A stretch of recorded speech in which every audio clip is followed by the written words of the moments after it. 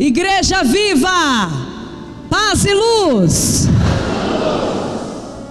Que o nosso Deus abençoe você e toda a sua família, rica e abundantemente, em nome de Jesus.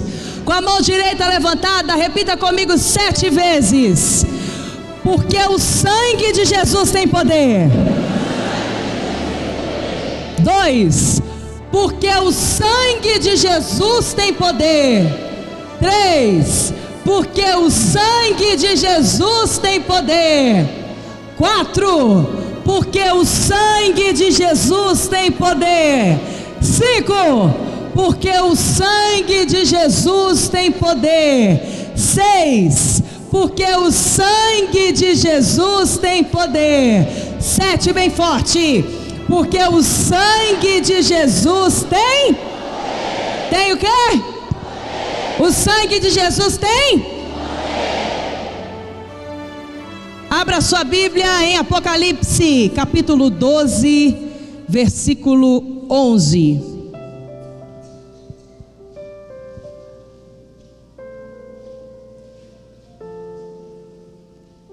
Eu não disse só o sangue de Jesus tem poder. É só o sangue de Jesus. Só o sangue de Jesus tem poder. Eu não disse isso.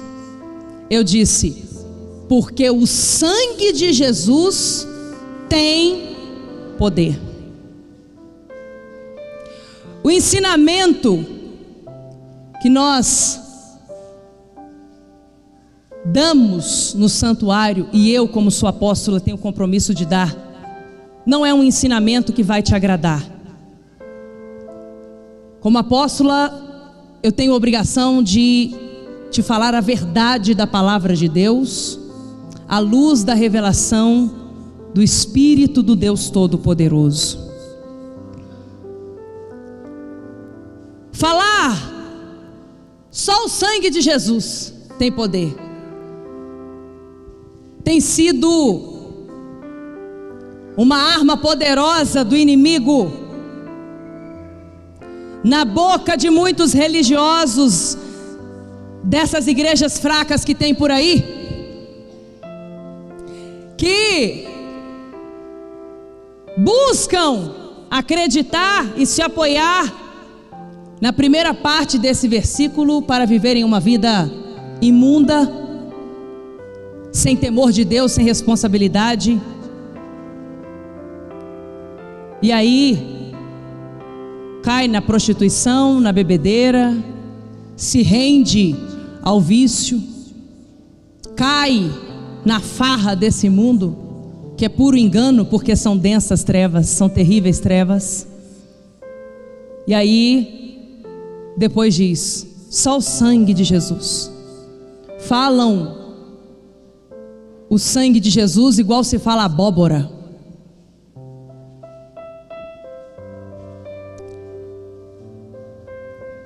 E eu quero trazer você na palavra de Deus para que você marque na sua Bíblia esse versículo inteiro.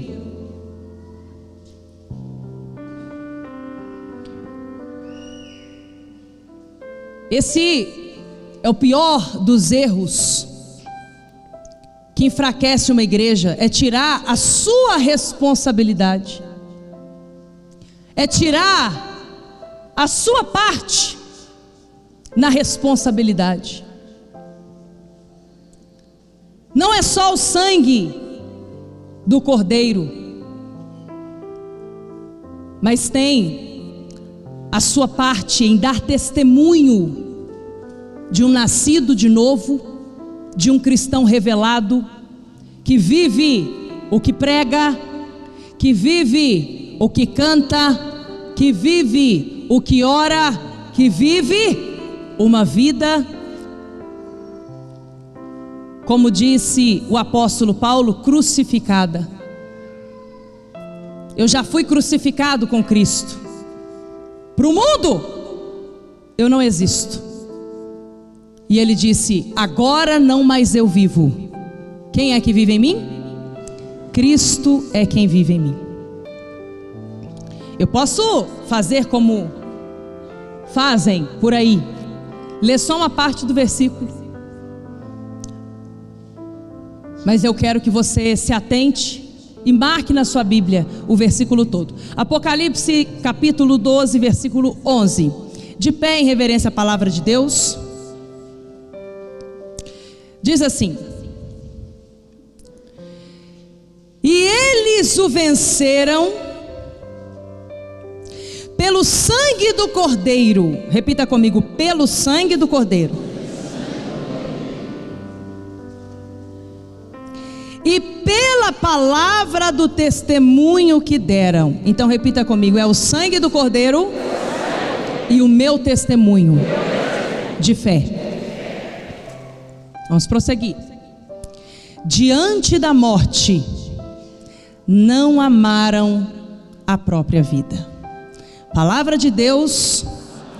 Dá um beijo na sua Bíblia e pode se assentar.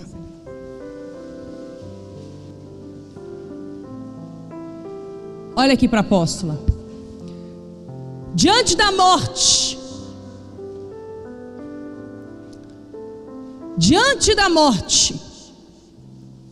eles não amaram a própria vida, porque eles não negaram a fé. Repita comigo: é só o sangue de Jesus e a palavra do meu testemunho. É só o sangue do Cordeiro e a palavra do meu testemunho. Repita comigo: mesmo diante da morte, eu nunca vou negar a minha fé. Observe que é um foco de vida, é um senso de direção eterno. É só o sangue do Cordeiro que me garante a vitória, mas eu também tenho que testemunhar a minha fé, viver a minha fé, viver pela fé. Repita comigo: eu vivo pela fé. Repita comigo: a minha fé tem o poder de mudar a minha realidade. Meus irmãos, nós estamos aqui no Monte Manaim. É sexta-feira da paixão. Você vai levar a sua cruz de sofrimento para ser deixada dentro da gruta dos milagres. E lá dentro da gruta dos milagres, você vai receber a primeira das 7 unções pascais que nós vamos fazer nestas 7 sextas-feiras e também nos 7 domingos a começar do domingo da Páscoa.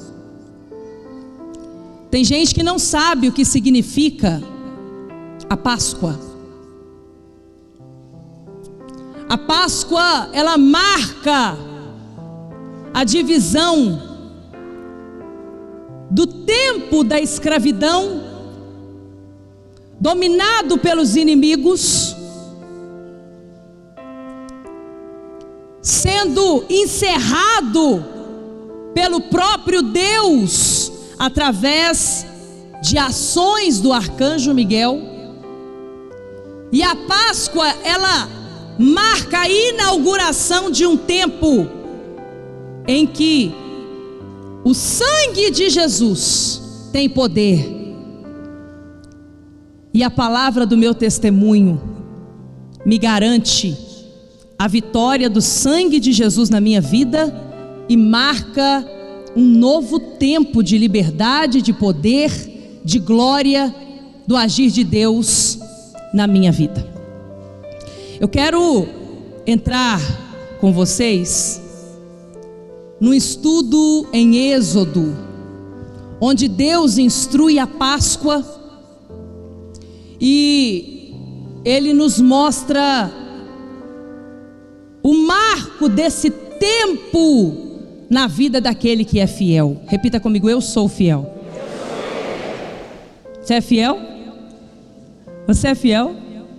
Então diga: eu sou fiel ao meu Senhor. Abra sua Bíblia em Êxodo, capítulo 12, versículo 13. Marca na sua Bíblia. Quem achou, diga amém.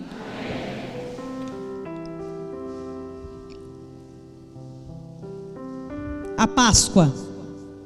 Diz assim, versículo 13: e aquele sangue, repita comigo: sangue, vos será por sinal nas casas em que estiverdes. Vendo eu o sangue, passarei por cima de vós, e não haverá entre vós praga de mortandade, quando eu ferir a terra do Egito. E esse dia vos será por memória, e celebrá-lo-eis por festa ao Senhor. Nas vossas gerações o celebrareis por estatuto perpétuo. A Páscoa tem que ser celebrada para sempre. 7 dias comereis pães asmos, ao primeiro dia tirareis o fermento das vossas casas. Fermento é a hipocrisia, é a falsidade.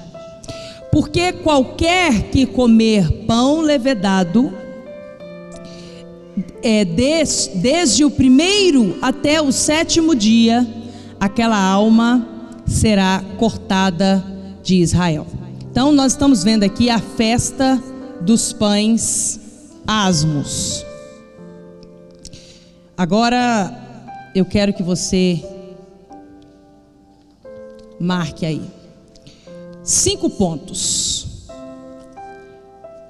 5 pontos da Páscoa. Primeiro, a visão histórica. Repita comigo: visão histórica. O que foi a Páscoa na história bíblica da humanidade? O povo de Israel, depois da morte de José no Egito, por 430 anos viveram escravizados no domínio de Faraó,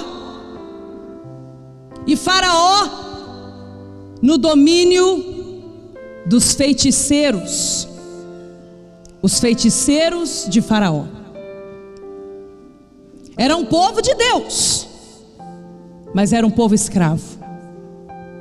Eu vou dizer assim: Israel louvava a Deus, e você vai dizer assim: mas era escravo. Vamos lá? Israel louvava a Deus,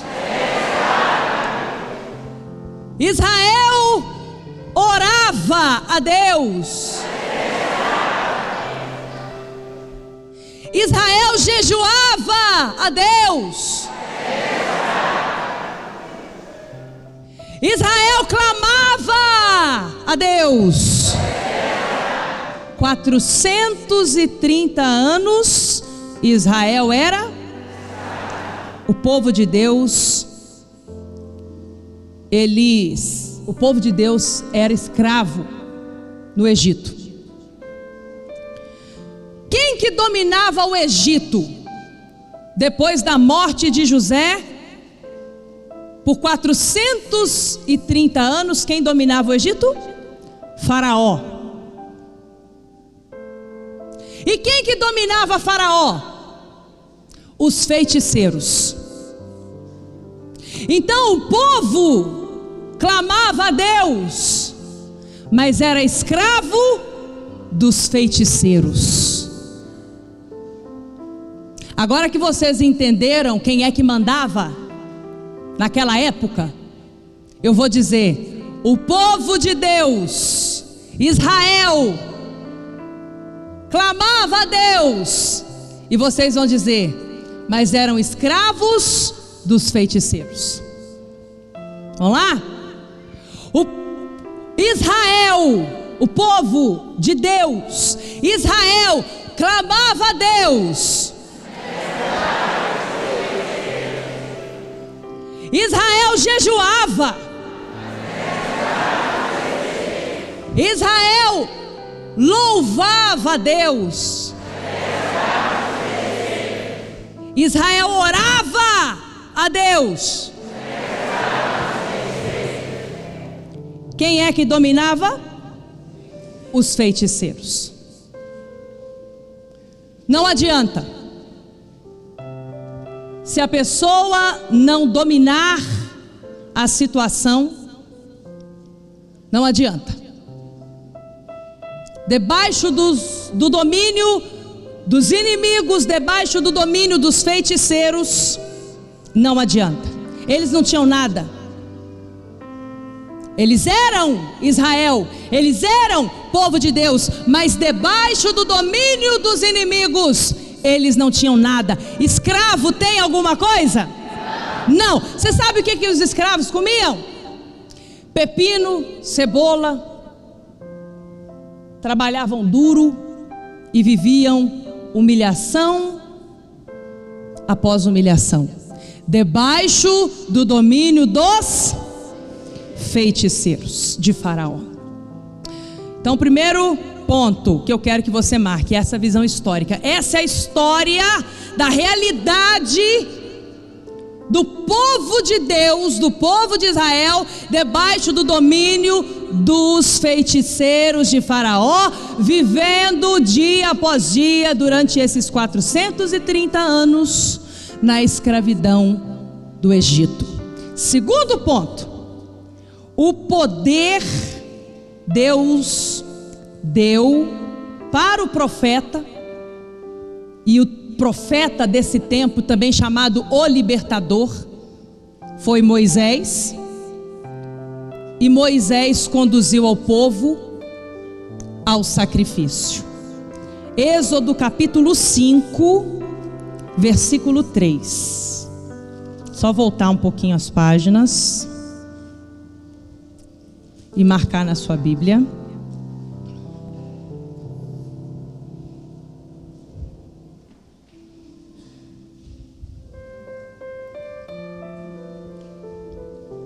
Deus chama Moisés e dá para ele poder, para ele conduzir o povo para o monte, e monte é igual a sacrifício. O povo foi sacrificar a Deus no monte, e aí aconteceu o primeiro passo da virada. Repita comigo: Deus está fazendo uma virada na minha vida. Quem crê, diga amém. Êxodo 5:3 diz assim: eles insistiram, o Deus dos hebreus veio ao nosso encontro, agora permite-nos caminhar 3 dias no deserto, para oferecer sacrifícios ao Senhor, o nosso Deus. Caso contrário, Ele nos atingirá com pragas ou com a espada. Sabe, irmão, é muito importante que eu já estou ouvindo tantos testemunhos do Monte Manaim, e começou ainda há pouco a primeira celebração, os atos proféticos que geram em nós grande expectativa de fé e poder. Ainda vão acontecer, que é o enterro dos inimigos, a subida até o altar do Filho, a descida do manto sagrado, a entrada dentro da gruta dos milagres, o pão e a água consagrados que vamos receber depois de entregarmos o nosso jejum ao nosso Deus, jejum que estamos fazendo. Tanta coisa ainda por acontecer agora. Por exemplo, enquanto nós estamos aqui no tabernáculo recebendo de Deus esse estudo, essa direção, esse entendimento para renovar a nossa mente, para compreendermos o tempo no mundo espiritual que se inaugura na nossa vida, que é o tempo da Páscoa, que é o tempo do poder libertador que te faz viver uma vida sobrenatural, poderosa, pelo sangue do Cordeiro e pela palavra do seu testemunho, pela sua postura. Enquanto nós estamos aqui, nós temos um grupo de irmãos que estão no altar de Elias, que é um lugar secreto aqui no Monte Manaim, fazendo a quebra da demanda, junto com a bispa Berenice Costa, que é muito conhecida aqui em Belo Horizonte e na região, e também em todo o Brasil, e também no altar de Elias, porque a força está no altar. Estão sendo realizados as quebras de demanda, de maldição, pela instrumentalidade da bispa Débora Rocha, que é a profetisa da televisão, que aparece ministrando sobre esses mistérios da batalha espiritual, pontual. O que é a demanda? A demanda são duas pessoas brigando pelo mesmo objetivo. A demanda é uma guerra espiritual para tomar o domínio da situação, para tomar posse da situação. Interessante, eu ainda bem nova, e a bispa Bárbara, ainda solteira, veio falar comigo, chorando muito, mas também com muita esperança e com muita fé. Meu pai já havia 7 anos solteiro, e ela sacrificou tudo. Depois que ela passou no atendimento com a bispa Débora Rocha, ela sacrificou tudo. Na época, ela sacrificou até o dinheiro para ela comprar alimentação. Ela ia se alimentar em lugares que ela não precisava ficar comprando, para justamente juntar tudo o dinheiro que ela tinha, sacrificar tudo que ela tinha para Deus realizá-la na vida sentimental. E eu me lembro que na época ela estava numa demanda, e ela partiu para o sacrifício, porque ela sabia que na força do braço não iria ter vitória. Quando nós entendemos que tudo na nossa vida nós definimos no mundo espiritual, nós então temos paz no nosso espírito, mesmo em meio à guerra, porque nós sabemos que através de uma postura de fé, através do sacrifício, nós definimos como nós queremos viver a nossa vida em Deus. Ela sacrificou, seguiu a orientação da bispa Débora Rocha, e Deus deu para ela a vitória na vida sentimental, que é o esposo maravilhoso que Deus deu para ela, o meu pai, o nosso apóstolo. Quando eu sonhei em me casar, e já estava há um tempo namorando o bispo Rodrigo, eu queria muito me casar, e eu também sacrifiquei a Deus e defini o sucesso da minha vida sentimental no mundo espiritual. E assim nós lá vamos para 11 anos de casados, 12 anos juntos, 2 filhos, e construindo uma vida juntos, com temor de Deus, com sabedoria, e entendendo que tudo é definido no mundo espiritual.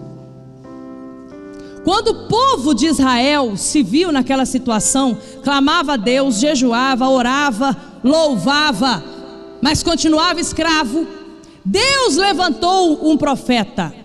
Repita comigo: a resposta está na boca do profeta.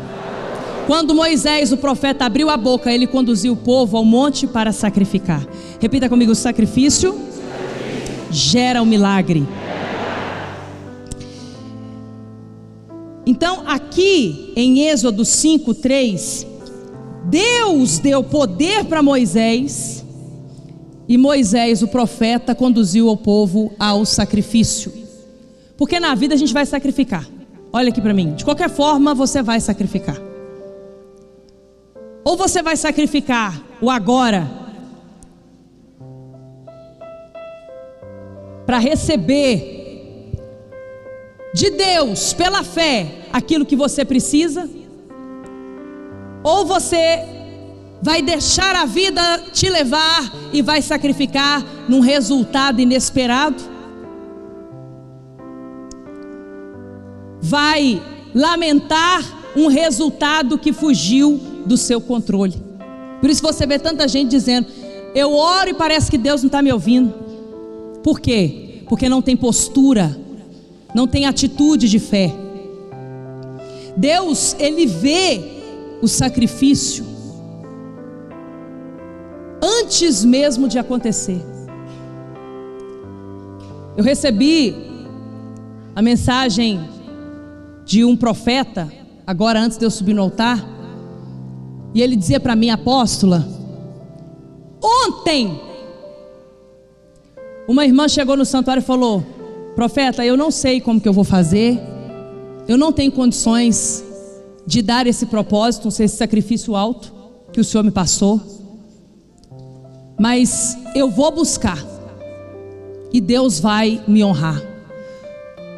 Deus não vê como o homem vê, Ele vê o nosso coração, Ele vê a sinceridade da nossa fé.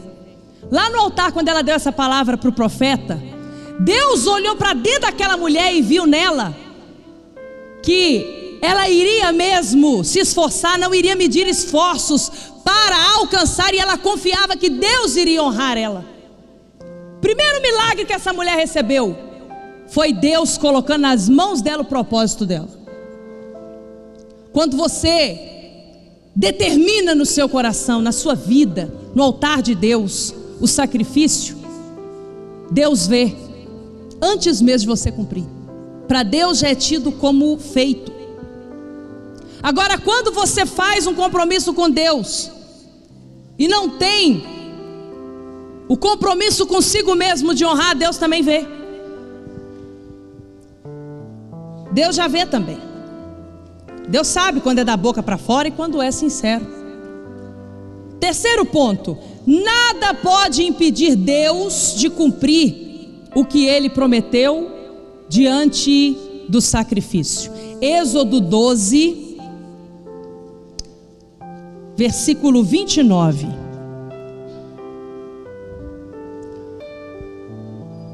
Faraó nunca cumpria.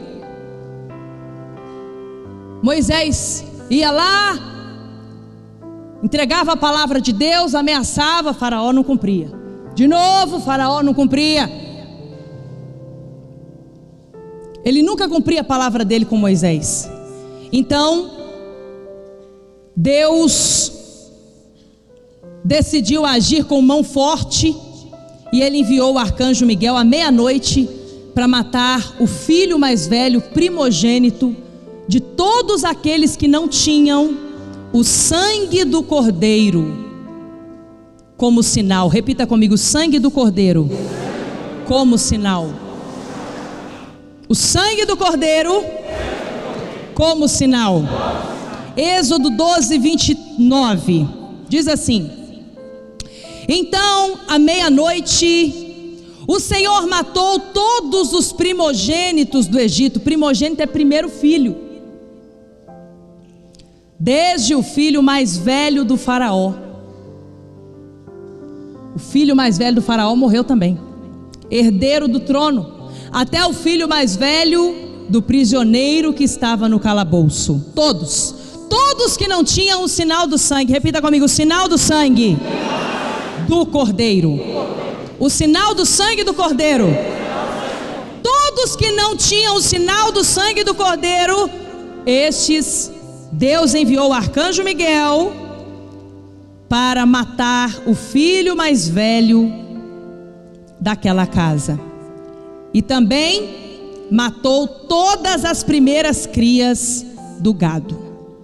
Quarto ponto: lembrai-vos de onde Deus te tirou. Eu tenho um louvor que é muito forte para mim, que me faz lembrar a minha situação de desespero, quando eu recebi o diagnóstico dos 2 tumores. E toda vez que eu canto esse louvor, eu me lembro daquele sentimento, daquela sensação, daquele desespero que eu vivi diante do fim. Humanamente era o meu fim, diante de uma vida que tinha tudo para dar errado. E aí eu canto quando Jesus estendeu sua mão para mim. E aí eu me lembro de onde Deus me tirou. Põe a mão no coração e repita comigo: eu preciso me lembrar de onde Deus me tirou. Deus disse assim para Moisés: quem não tiver o sinal do sangue do cordeiro, o primogênito vai morrer, porque o arcanjo Miguel vai matar. Mas quem tiver o sinal com o sangue do cordeiro, eu vou poupar a vida. Mas eu exijo, Deus exigiu que fosse ofertado a ele um primogênito. Ou vai ser sacrificado a mim o primogênito, ou eu vou matar.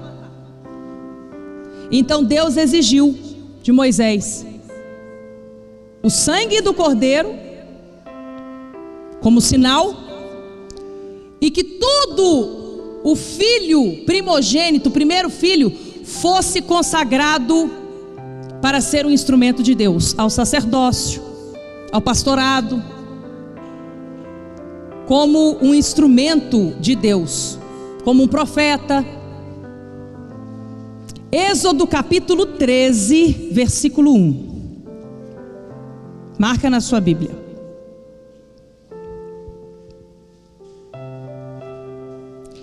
Então falou o Senhor a Moisés dizendo: santifica-me todo primogênito, o que abrir toda madre entre os filhos de Israel, ou seja, o primeiro filho de todo Israel, de homens e de animais, porque é meu. E Moisés disse ao povo: lembrai-vos deste mesmo dia em que saíste do Egito. Repita comigo: lembraste de onde Deus te tirou, da casa da servidão, pois com mão forte o Senhor vos tirou daqui, portanto não comereis pão levedado. Ou seja, a Páscoa, ela marca o tempo em que divide o tempo da escravidão no Egito e o tempo da prosperidade, da promessa de Deus sendo desfrutada, você gozando da promessa de Deus na sua vida. É um divisor, e o sinal é o sangue do cordeiro. Repita comigo: o sinal é o sangue do cordeiro.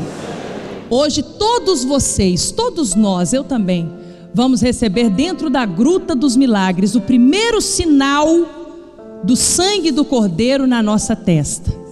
Nos santuários os irmãos também vão receber, e também no domingo. Então hoje nós estamos abrindo 7 sextas-feiras, e domingo de Páscoa nós estaremos abrindo nos santuários 7 domingos pascais com o sinal do sangue do cordeiro. Repita comigo: o sinal do sangue do cordeiro. Então Deus disse para Moisés: eu estou tirando vocês da escravidão, e eu quero que vocês nunca mais se esqueçam disso. 2 pontos importantes. Deus, Ele é Deus de sinais, prodígios, maravilhas. E Ele é Deus que nos traz à memória. O Espírito Santo, Ele nos lembra aquilo que na nossa vida gera esperança. Quando nós olhamos para o céu e enxergamos, depois da chuva e do sol, o arco-íris, nós lembramos da aliança de Deus com os homens através de Noé. Sim ou não? É lindo. É o sinal da aliança, a parte de Deus. Sim ou não?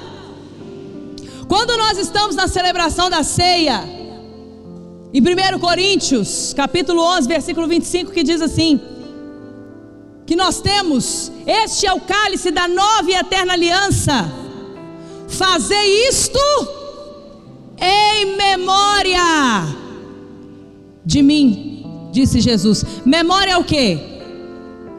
Lembrança. Repita comigo: lembre-se de onde Deus te tirou. Você lembra de onde Deus te tirou? Onde era o seu Egito? Dominado pelos feiticeiros, dominado pelos inimigos. A Páscoa marca a abertura, a inauguração de um tempo de glória, e o sinal é o sangue do Cordeiro. Repita comigo: o sinal é o sangue do Cordeiro. Vamos ver Êxodo 12, 40. O tempo da escravidão estava chegando ao fim.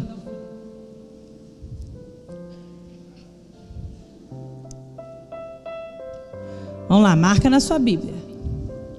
Ora, o período que os israelitas viveram no Egito foi de 430 anos. No dia quando se completaram os 430 anos, todos os exércitos do Senhor saíram do Egito. Assim como o Senhor passou em vigília aquela noite para tirar do Egito os israelitas, estes também devem passar em vigília esta mesma noite para honrar ao Senhor.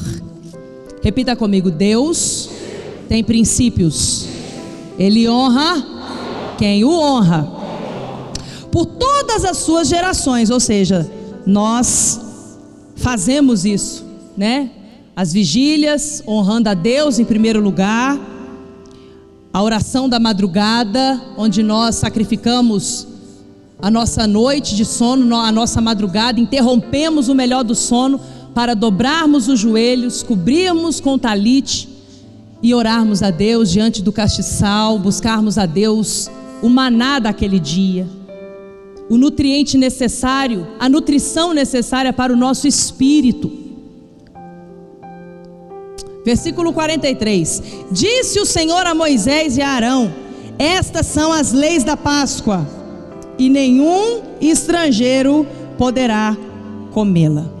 Quinto ponto: o inimigo tem medo do fiel.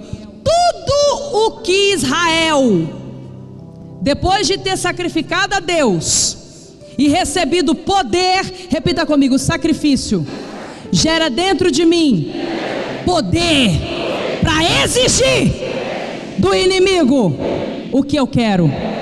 Deus deu poder para Israel exigir dos feiticeiros de Faraó, do povo do Egito, exigir bens materiais. Então tudo que Israel exigiu, o inimigo foi obrigado a fazer, com muita raiva, com muito ódio, mas ele foi obrigado a fazer. Repita comigo: o inimigo não tem escolha.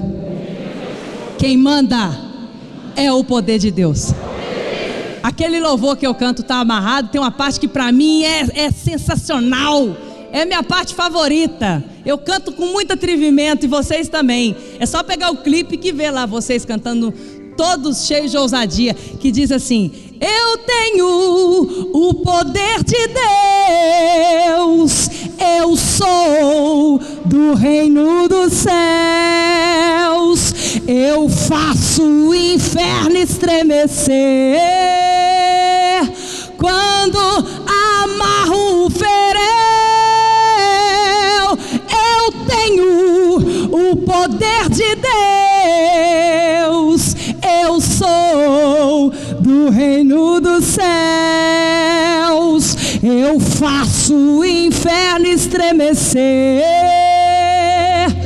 Quando amarro o ferel,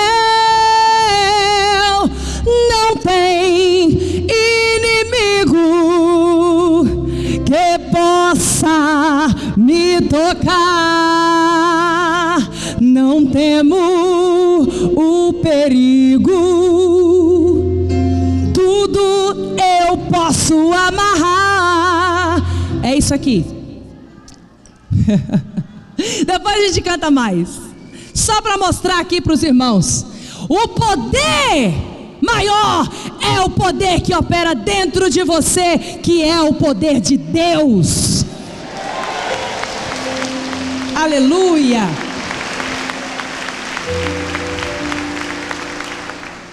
Deus então decidiu que para tirar o povo dele da escravidão, do domínio dos feiticeiros de Faraó do Egito, teria que ser com morte.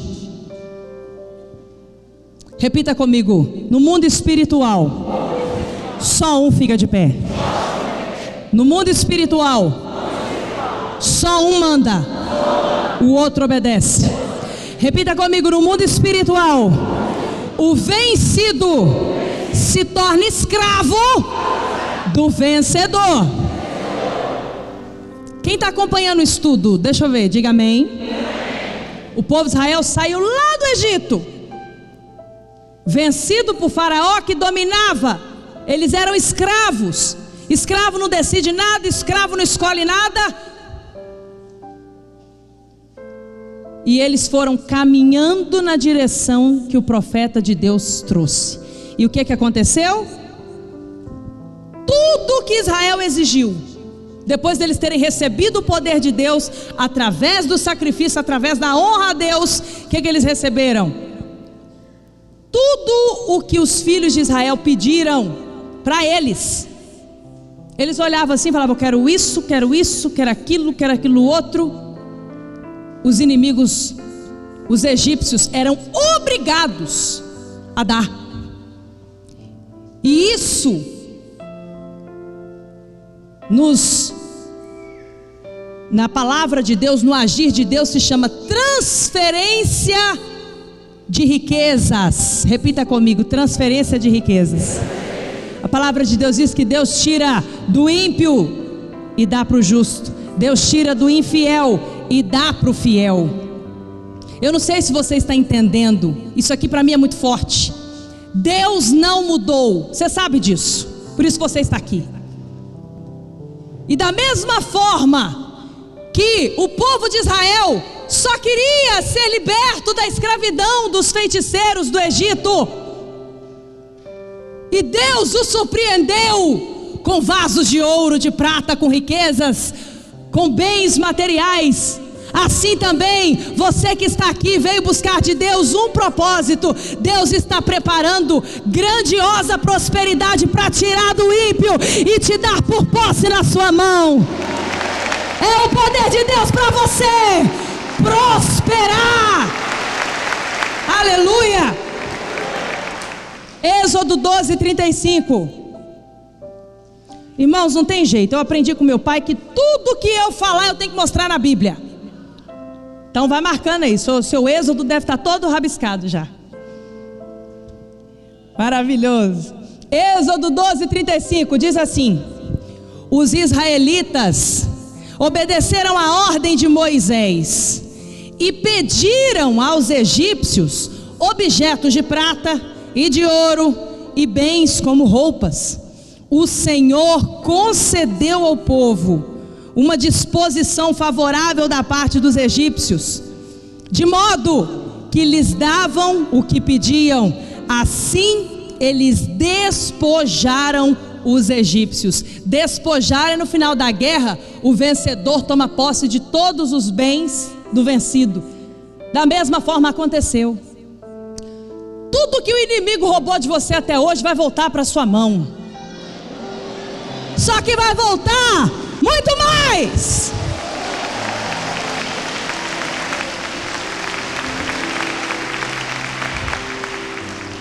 Repita comigo: o sinal é o sangue do Cordeiro. Repita comigo: é pelo sangue do Cordeiro e pela palavra do meu testemunho, pela integridade da minha fé. Para concluir, Êxodo 13:16. O povo de Israel saiu do Egito rico, depois que Israel sacrificou a Deus e passou o sinal do sangue nos umbrais das portas. Êxodo 13:16. Agora nós vamos concluir o significado da Páscoa na nossa vida hoje, que é o sangue do Cordeiro de Deus derramado na cruz em nosso lugar, o sangue do nosso sacrifício no altar de Deus e o sangue do Cordeiro como sinal. Êxodo 13:16. Isto será como sinal em sua mão e marca em sua testa. Repita comigo: marca em sua testa, de que o Senhor nos tirou do Egito com mão poderosa. O sinal que você vai receber hoje do sangue do Cordeiro na sua testa, na sua fronte, o sinal do sangue do Cordeiro, a primeira de 7 unções com sangue do Cordeiro, nas sextas-feiras, a partir dessa sexta-feira da paixão, e nos domingos, 7 domingos, a partir do domingo de Páscoa, no santuário, essas 7 unções como sinal do sangue do Cordeiro, é para você lembrar, aleluia, de onde Deus te tirou, e quando você estiver vivendo a glória maior que Deus tem preparado para você, você lembrar de onde Deus te tirou, você lembrar da Páscoa, você lembrar do que Deus fez por você, agindo com mão forte e poderosa. Aleluia! Glória a Deus! A Páscoa, ela significa o inimigo morto e o sinal do sangue na minha fronte, entre os meus olhos. Se coloquem de pé.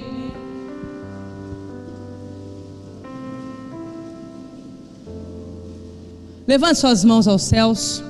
Feche os seus olhos.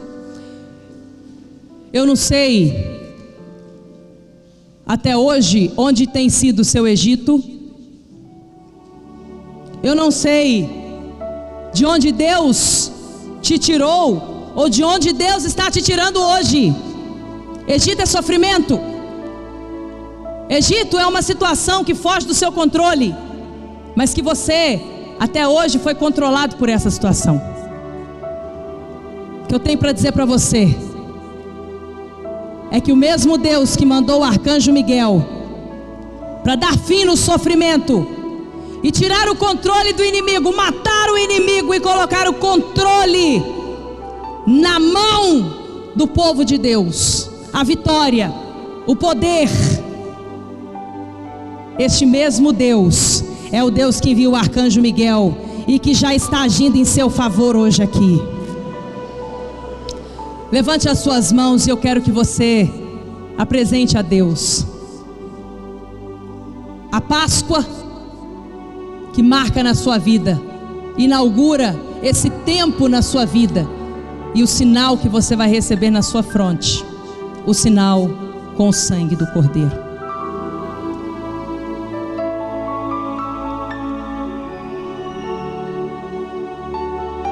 A unção pascal que você vai receber dentro da gruta dos milagres, ela é o sinal da sua vitória,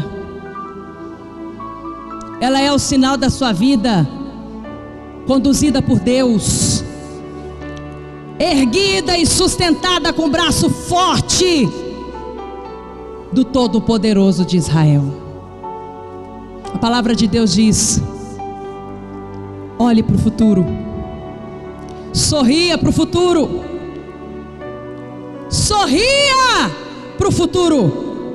E eu quero que você profeticamente comece a visualizar todas as portas abertas para você. Todas as portas abertas para você passar.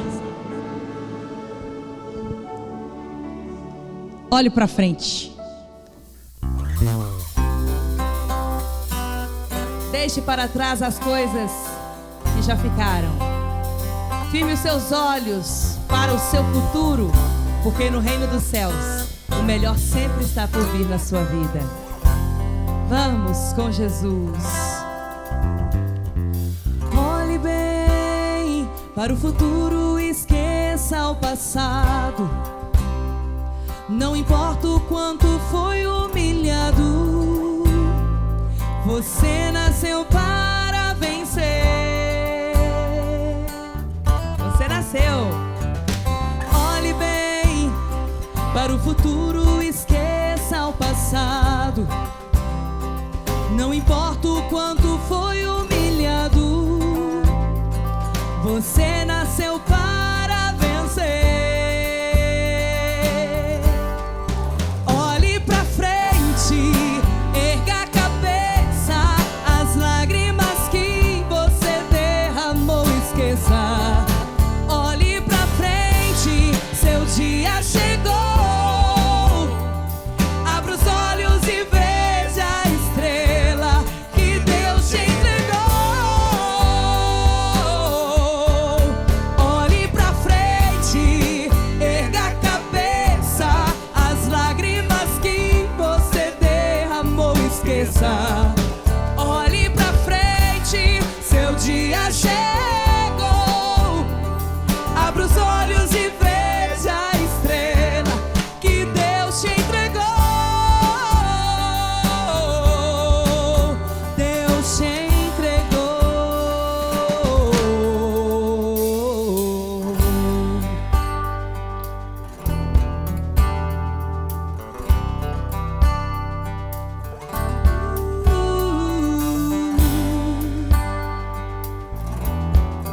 Olhe pra frente.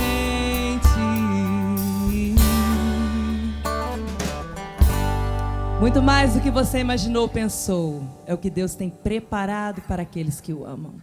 Olhe pra frente, porque a vitória está na sua fé.